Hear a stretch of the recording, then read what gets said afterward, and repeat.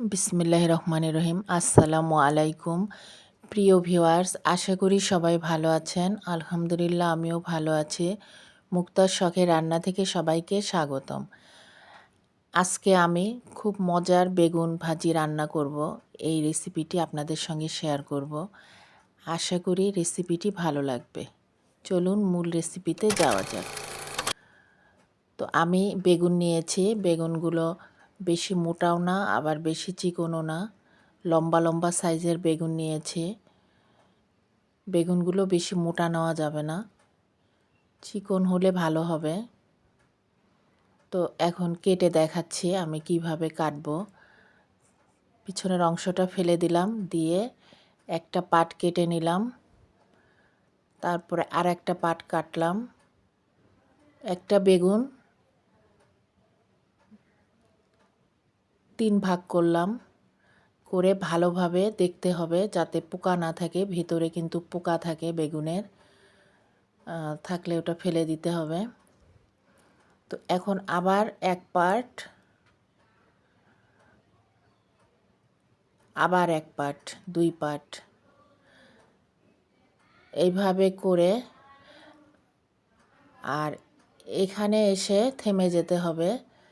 এখানে পোকাগুলো খেয়াল করতে হবে যে পোকা আছে কি না, করে এই যে বোটার অংশে এইগুলো আস্তে আস্তে ফেলে দিতে হবে যাতে খুলে না যায় বেগুনের বেগুনগুলো যেন আটকিয়ে থাকে। এই জন্য এগুলো আস্তে আস্তে খুলে নিতে হবে খুব সাবধানে। তারপরে বোটার অর্ধেক অংশ ফেলে দিব আর অর্ধেক অংশ রেখে দিব। তো এইভাবে আমি একটা কেটে নিলাম, দেখুন একটা হয়ে গেছে। এখন আরেকটা কেটে দেখাচ্ছি, এটাও দেখুন। প্রথমে এক পাট কাটবো। এটা নতুন রাঁধুনিরা খেয়াল করবেন, তাদের অনেক কাজে লাগবে। তো এই যে 2 পাট কাটলাম, কেটে চেক করতে হবে যে পোকা আছে কি না, বেগুনে পোকা থাকে। তো আবার আর এক সাইডে আর এক পাট, আবার এক সাইডে এই যে এইভাবে চিকন চিকন করে কেটে নিতে হবে। আর বোটার ওইখানে এসে আর কাটা যাবে না, এই যে পোকা আছে কি না চেক করবেন এইভাবে।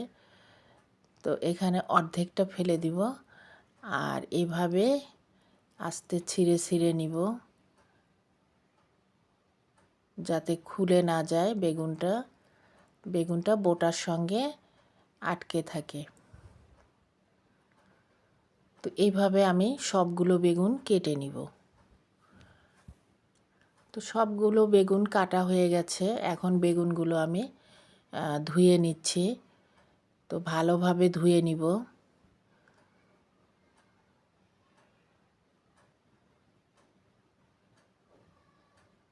এভাবে ঝেড়ে ঝেড়ে নিব পানি। তো একবার ধুয়েছি, এভাবে 2-3 বার আমি ধুয়ে নিব বেগুনগুলো। তো সবগুলো বেগুন ধোয়া হয়ে গেছে। এখন বেগুনগুলো মেখে নিব। মাখার জন্য আমি একটা মশলা তৈরি করব। 1 চামচ লবণ দিয়ে দিলাম,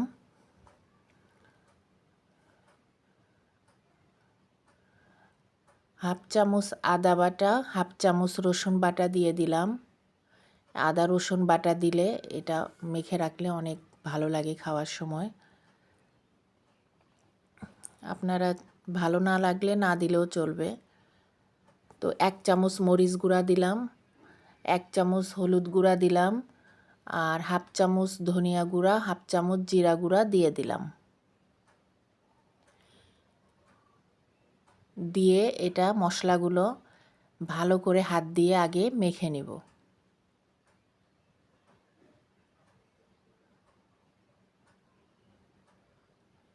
মাখা হয়ে গেলে প্রতিটা বেগুনের ফাঁকে ফাঁকে মশলাগুলো ঢুকিয়ে দিব। হাত দিয়ে দিয়ে ভালো করে ডলে ডলে মেখে নিব। দেখুন কীরকম করে আমি মাখছি। এই যে এইভাবে প্রতিটা বেগুন এইভাবে মেখে নিব। বেগুনগুলো এরকম বেগুন নিতে হবে যাতে বিচি না থাকে।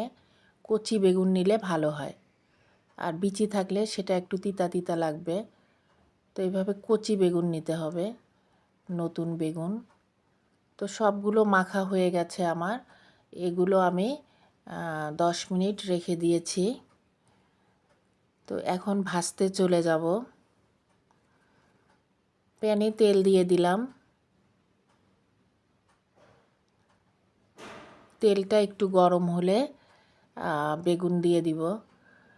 তো সবগুলো বেগুন একসঙ্গে দেওয়া যাবে না, আমি তিনটা তিনটা করে দিয়ে ভাজবো। প্যানে যতটুকু জায়গা হয় সেভাবে বেগুন দিতে হবে। তো আমি তিনটা দিয়ে দিলাম, দিয়ে কিছুক্ষণ অপেক্ষা করব। কিছুক্ষণ অপেক্ষা করার পরে একটু উল্টে দিব আমি এক পিঠ। একটু সাবধানে দিব, কারণ বেগুন অনেক নরম, তাড়াতাড়ি সিদ্ধ হয়ে যায়, আবার ছিঁড়েও যেতে পারে, এগুলো খুলে গেলে ভালো লাগবে না দেখতে। তো একটু সাবধানে এভাবে উল্টে দিব। বেগুন, এই রকম বেগুন ভাজা বাচ্চারা অনেক পছন্দ করে, দেখতে অনেক সুন্দর হয় আর খেতেও মজা, অনেক মজা। তো নতুন রাঁধুনিরা আপনারা এইভাবে করবেন, খেয়ে অনেক মজা পাবে পরিবারের লোকজন। তো এইভাবে এক পিঠ হয়ে গেলে আর এক পিঠ উল্টে পাল্টে একটু লাল লাল করে ভেজে নিব।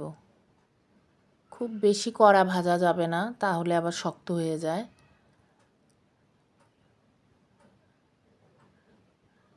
দেখেই বোঝা যাবে, হয়ে গেলে বোঝাই যাবে যে হয়ে গেছে আমার এগুলো। তো রেসিপিটি ভালো লাগলে একটা লাইক, শেয়ার, কমেন্ট করবেন, একটা সাবস্ক্রাইব করবেন। যারা সাবস্ক্রাইব করেছেন তাদেরকে অসংখ্য ধন্যবাদ। আর যারা আমার চ্যানেলটি এখনও সাবস্ক্রাইব করেননি তারা একটা সাবস্ক্রাইব করে আমার পাশে থাকবেন। তো হয়ে গেল, এখন আবার কিছু দিয়ে দিব। ওই একইভাবে এগুলো আমি ভেজে নিব।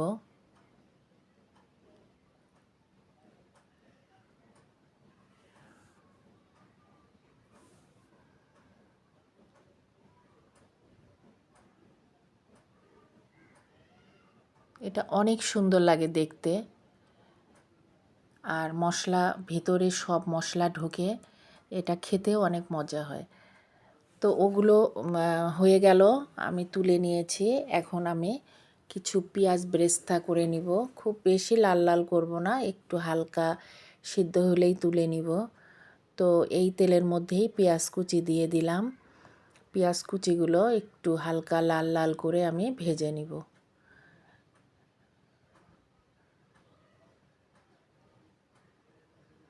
তো লাল লাল ভাজা হয়ে গেছে, এখন এগুলো আমি তুলে নিব। এখন আমি বেড়ে দেখাচ্ছি কীরকম হলো। দেখুন, মাশাআল্লাহ, দেখতে অনেক সুন্দর হয়েছে, আবার খেতেও অনেক মজা হয়েছে। বাসায় কোনো মেহমান আসলে এভাবে করে দিলে দেখতেও অনেক সুন্দর দেখাবে, আবার তারা খেয়েও অনেক মজা পাবে। বিশেষ করে নতুন রাঁধুনিরা এভাবে ট্রাই করবেন, দেখবেন পরিবারের লোকজন খেয়ে অনেক প্রশংসা করবে। তো এরকম করে আমি এখন পেঁয়াজ বেরেস্তাগুলো উপরে দিয়ে দিব।